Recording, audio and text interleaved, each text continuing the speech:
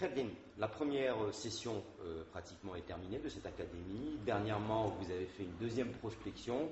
Où est-ce que ça en est Qu'est-ce qui se passe au juste? C'est vrai qu'il faut rappeler que vous financez pratiquement toute l'académie. Où est-ce que vous en êtes jusqu'à maintenant?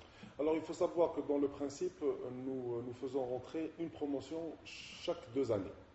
Donc tous les 2 ans, on fait rentrer une promotion. Donc la première promotion, effectivement, qui est entrée en 2007, donc en septembre 2007, donc aujourd'hui est composée à peu près, pas à peu près, mais de 16 éléments, qui ont aujourd'hui à peu près 3 années de travail. Et en 2009, donc, nous avons repris donc, le travail de prospection pour intégrer donc, un deuxième noyau, qu'on appelle nous la deuxième promotion. Donc les premiers 9 éléments ont intégré l'académie en septembre 2009. Et donc la deuxième promotion reste ouverte pendant une année où nous continuons à faire de la prospection. On fait une prospection en continu à travers tout le territoire national pour compléter la promotion. Parce que parfois, lors de la première tournée, on ne voit pas tous les gamins. Donc, il nous arrive de revoir, donc de repasser dans toutes les wilayas, à l'est, à l'ouest, au centre, au sud du pays. Redonner encore une chance à ceux qui n'ont à pas eu d'autres l'occasion gamins, peut-être des gamins ont été un peu sous pression la première fois, etc. Donc, nous repassons une deuxième fois pour voir d'autres gamins aussi.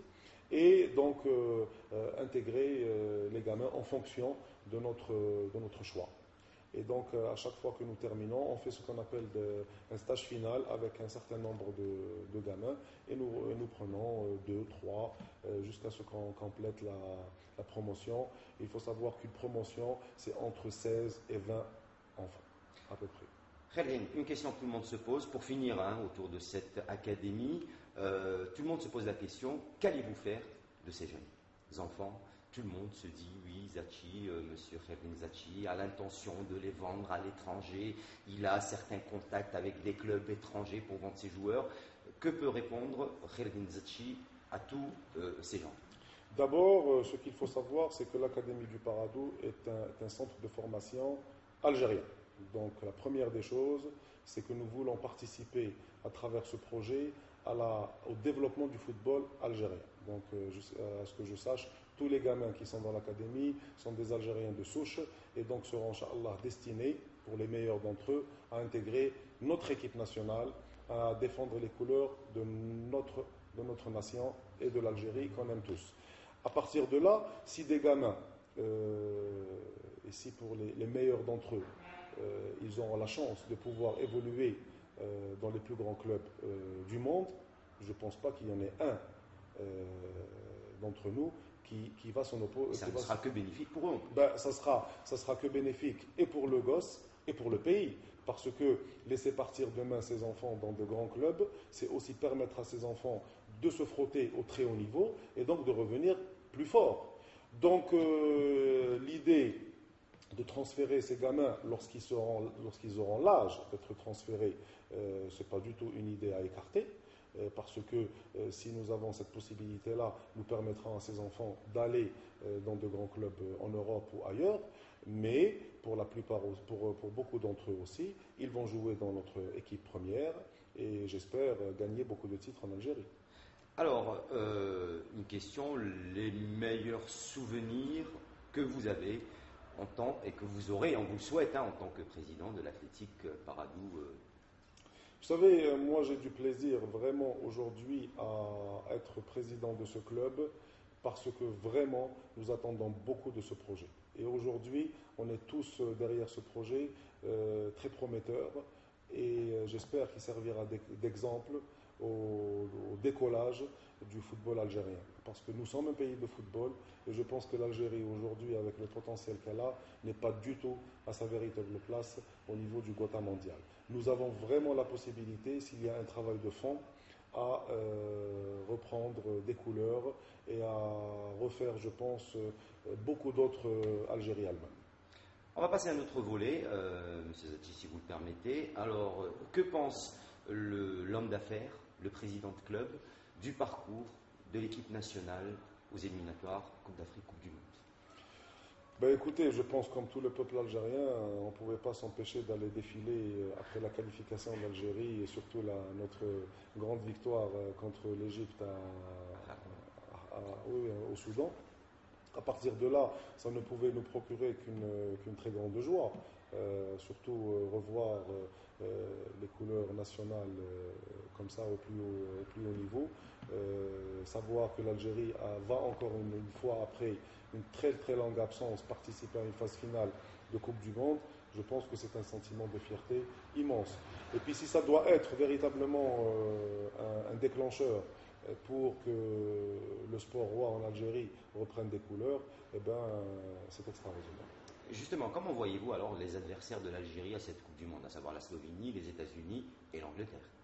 Bon, il est bien clair que tout le monde se focalise sur le géant qu'est l'Angleterre et notre confrontation contre les Anglais de Rooney, mais il faut savoir quand même que tous les qualifiés à cette Coupe du Monde ont très certainement un très très bon niveau. Donc aussi bien la Slovénie que les États-Unis seront très certainement des adversaires redoutables de notre 11 national. Mais ceci dit, je pense que dans une Coupe du Monde, les pronostics restent ouverts et l'Algérie peut aspirer à réaliser des surprises parce que nous avons quand même une équipe assez solide si bien sûr on est épargné par les blessures et les méformes des joueurs. Cadre. L'avis de Khalid Zachi sur le joueur local Là vraiment, issu du championnat national pratiquement et qui joue. Là vraiment, je vais très certainement blesser beaucoup d'amis et beaucoup de gens qui sont dans le domaine du foot. Mais je dois dire qu'aucun travail n'a été fait depuis une vingtaine d'années, d'où le niveau du joueur algérien est aujourd'hui, on peut dire, très faible. D'accord. Et Alors, qui ne peut pas aspirer à jouer au plus haut niveau, ça c'est certain. Même si le potentiel à l'origine est très important. pour vous, c'est dû vraiment à la formation de ces jeunes à leur base, de ces joueurs à la base? Ah non, mais vous savez, quand on voit le niveau et le potentiel du joueur dans la rue, du jeune joueur algérien, et quand on voit son niveau en catégorie senior, on se dit qu'il y a quelque chose qui se passe durant son cycle de formation. Donc c'est vraiment de la déformation qu'on fait dans nos différents clubs. Il faut savoir qu'aujourd'hui, aucune attention particulière n'est donnée à cette formation de jeunes footballeurs et on ne peut pas, donc à travers cela, récolter ou c'est-à-dire aspirer à avoir des joueurs de haut niveau. C'est impossible. Et si vous avez à choisir, pour vous, quel est le meilleur joueur algérien? Sincèrement, moi, j'aime beaucoup Bogara. J'aime beaucoup Bogara. C'est un défenseur qui n'est pas, on va dire, qui n'a pas de fioriture. C'est pas quelqu'un qui peut dribbler tout un ensemble d'attaquants pour marquer un but. Par contre, il peut les empêcher de passer. Absolument. Mais c'est vraiment un défenseur robuste. Et on se sent, je dirais, en confiance lorsque Bogara est à son poste et à son meilleur niveau, bien sûr, dans la défense algérienne. Kherdin, pour vous, le match qui vous a impressionné, qui vous a scotché, le plus beau match pour vous? De tous les temps?